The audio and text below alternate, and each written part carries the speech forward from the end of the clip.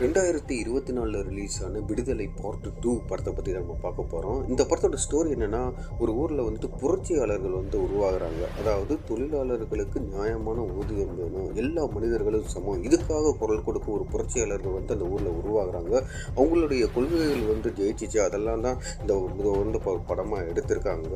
இந்த படத்தில் விஜய் சேதுபதி, சூரி இவங்கெல்லாம் நடிச்சிருக்காங்க. இந்த படத்தோடைய ப்ரெசன்ஸ்னால் இந்த படத்தோடைய ஸ்டோரி சொல்லலாம்.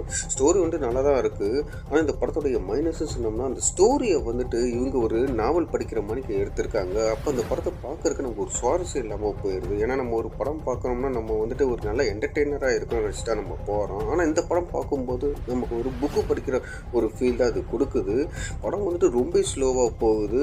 அதே மாதிரிக்கு இந்த படத்தில் காமெடியாக நல்ல சாங்ஸ் அப்படி எதுவுமே இல்லை. ஒரு ஆவரேஜான ஒரு படம் தான். நீங்கள் இந்த படத்தை பார்த்தீங்கன்னா படம் எப்படி இருக்குன்னு கமெண்ட் பண்ணுங்கள். நெக்ஸ்ட் வீடியோவில் சந்திக்கலாம். ஓகே.